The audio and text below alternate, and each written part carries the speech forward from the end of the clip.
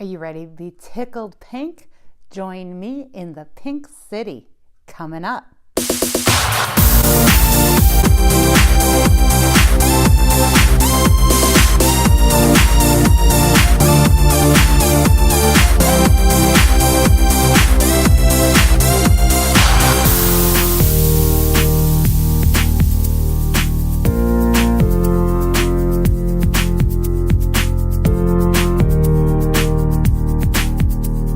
Welcome, Travel Nation.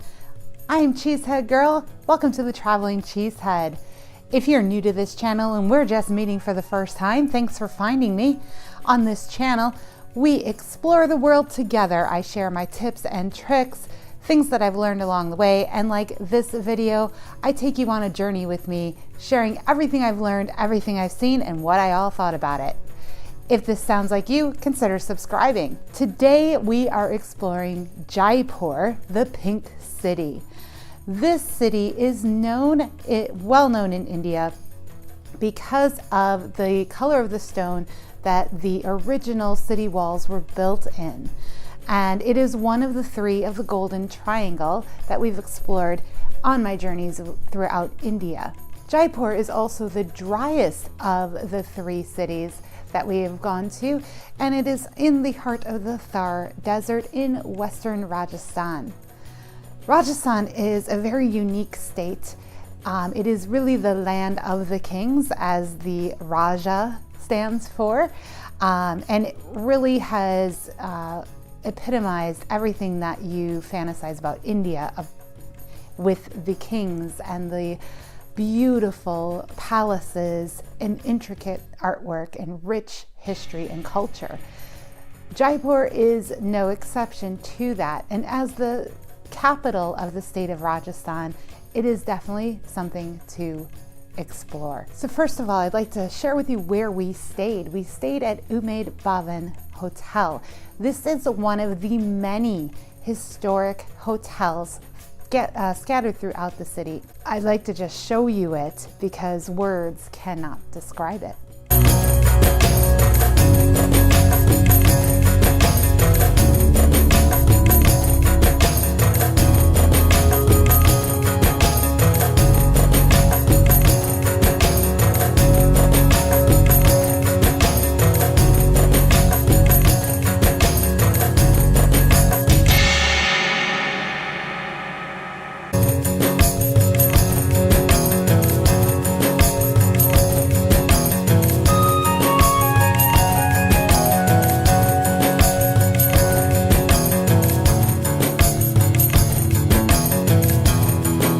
As you saw, every room is different.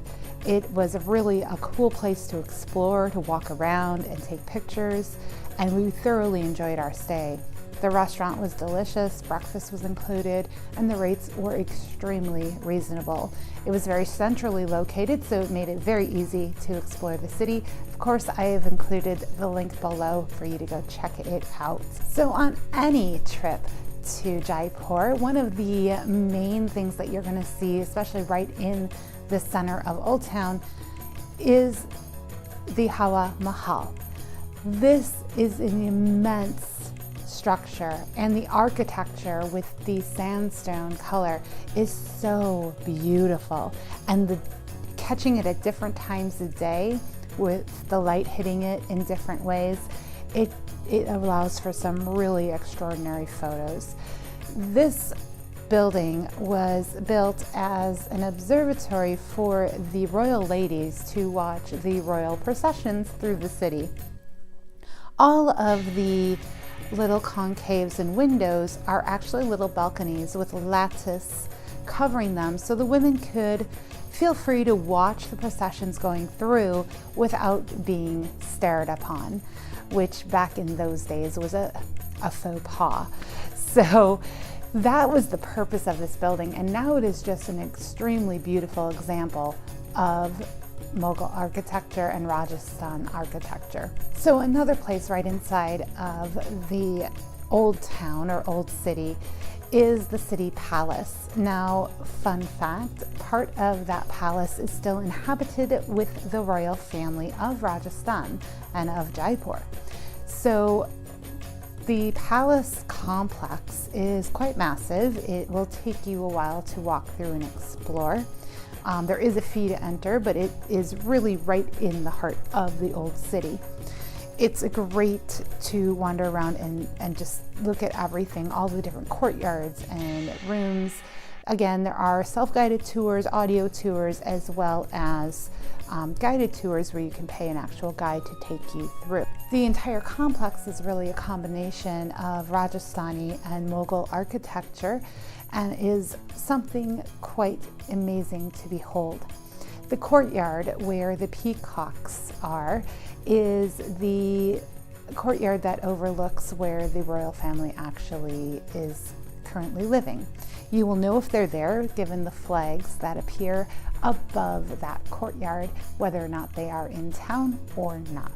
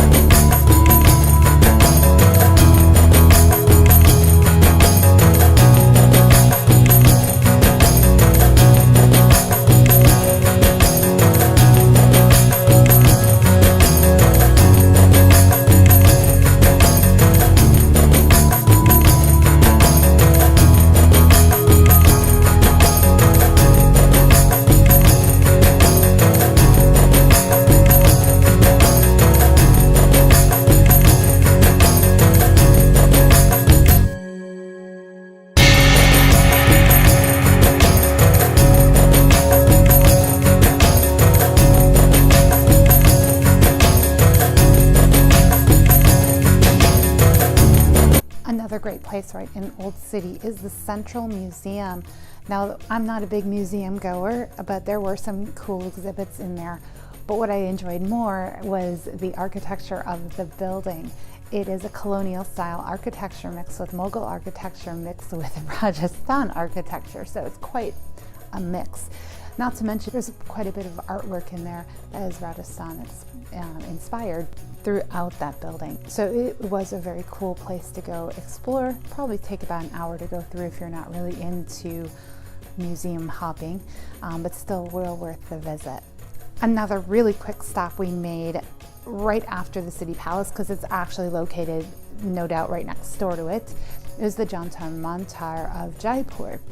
Now, this is a much more modern version of the one that is in New Delhi or Old Delhi, but still the same type of exhibit. So it is all astrological measurements, and it's kind of like a giant sundial is the best way I can describe it. So this one though also has it laid out by your sign. So if you are a Leo or a Virgo, it has it laid out by sign, and the sundial will cast its shadow on your sign when that time of year is present. Now, another well-known area to go visit in Jaipur is the Lakshmi Narayan Temple. This is located near the Moti Dungari Fort, which is a privately owned fort that is built to look like a Scottish castle. And that structure is up on the hill, and then you will see the Lakshmi Narayan temple nearby. It's all in white marble and is quite beautiful to behold. Like any temple, you can take pictures from the outside, but they don't really appreciate you taking pictures inside, especially of the idols and things like that. It's considered disrespectful. So next is the Amer Fort, or the Amber Fort, and it's also a palace complex as well. This place is immense, and quite frankly, it's on the outskirts of Jaipur, so it's not right within the old city. This was the original place that the king sat before he moved the capital to Jaipur, just down the road. But this is the fort that in every travel video, the thing that you see are the procession of elephants carrying the tourists up and inside the courtyard and main entrance of the fort. Now, We did not ride the elephants into the fort. We actually drove around the back and came in the main entrance that way. But it is still an incredible sight to see these beautiful elephants in that procession, the grand procession up to the entrance of the fort. And I will get into my elephant experience a little bit later. This fort, though, it's immense. It will take you a couple hours to go through, as any fort will do. The biggest part of this fort that is probably the most famous area is the Sheesh Mahal, or the Hall of Mirrors. And it is something extraordinary to lay your eyes upon.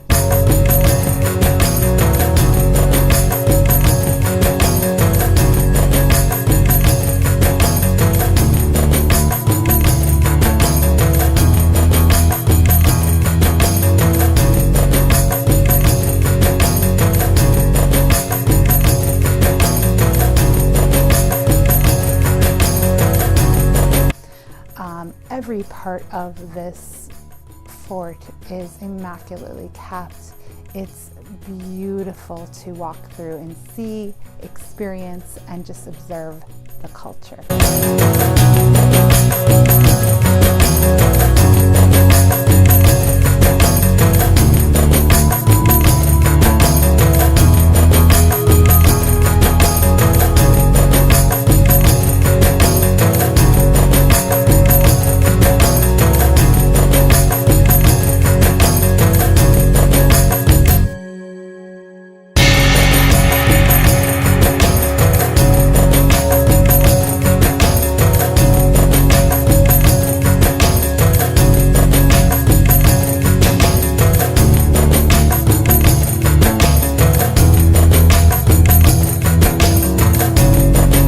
Included in your entry to the Amer Fort is the Jaipur Fort. Now this fort is actually up the mountain behind the Amer Fort and overlooks the entire city and gives you a great vantage point to see everything and all of Jaipur and Amer. It was also very cool to walk through and explore. I especially love the architecture here, the gardens here, and my favorite part was the incredible view that I gave overlooking everything Jaipur and Amer. It was one of the places that I probably took the most photos and really had fun with. The walls that just kind of crawl across the mountainsides all the way around this area is just something to behold. It almost looks like the Great Wall of China in a way, and it really was meant to do the same thing, which was to fortify the city and keep intruders out. The other really cool thing about the Jaipur Fort is it houses the largest cannon in the world. There's a little story that says that when this cannon was fired, it destroyed its target, which was an entire town, and it also took the poor guy who fired it and threw him off the back, where he fell to his death. So needless to say, it is one huge cannon, something cool to be seen, but I wouldn't want to be on either end of that cannon when it was fired.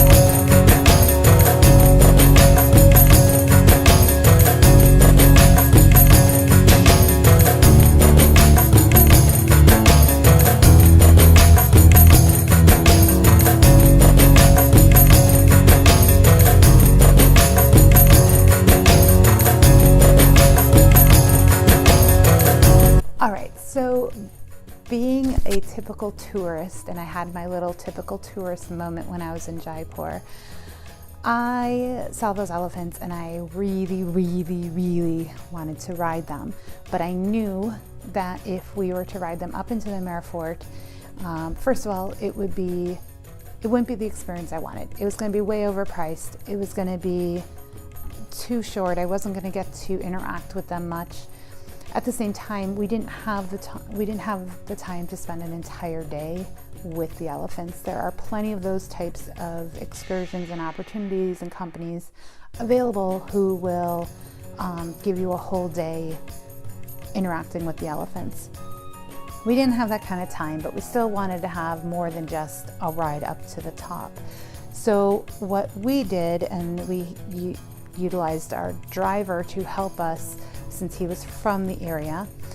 Between the driver and my father-in-law, they somehow negotiated that we would go to the Elephant Village. Now, I've heard different things about Elephant Village, and I'm sure some of it's true.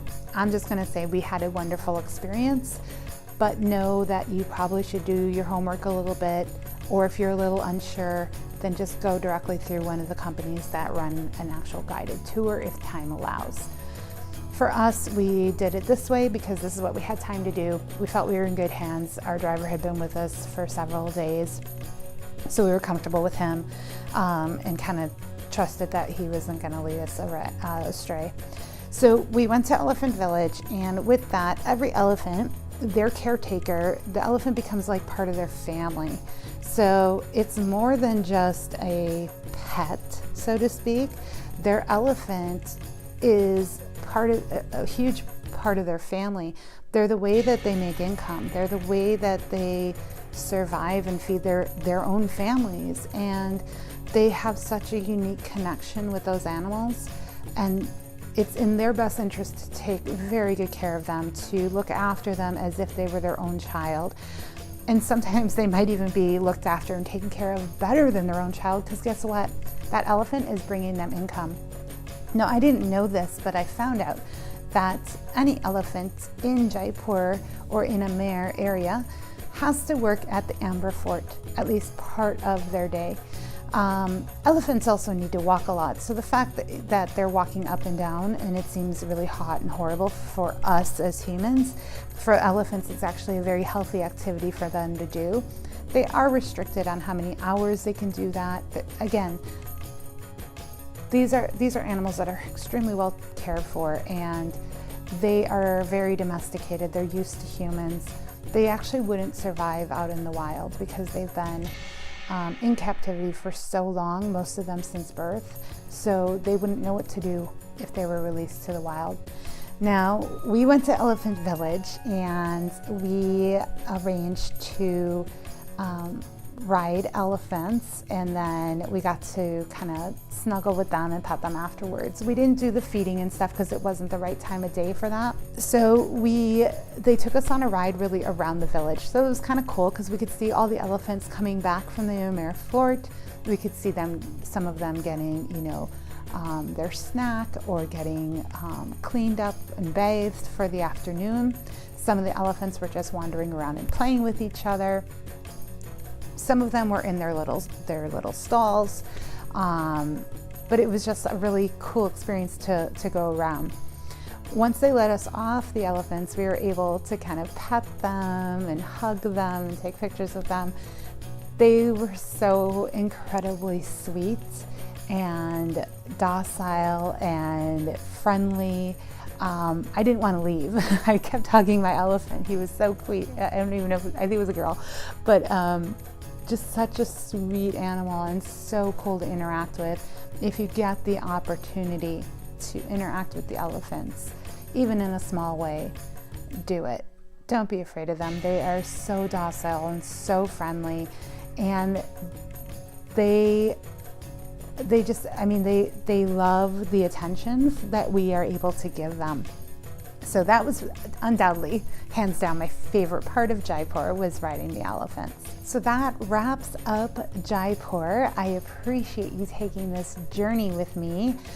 I have to say that of the cities that I visited, Jaipur, Jodhpur, Udaipur, Agra, all of those that are in and around the Golden Triangle, Jaipur was not my favorite. It was much more congested, much more city-like, and I didn't like it as much.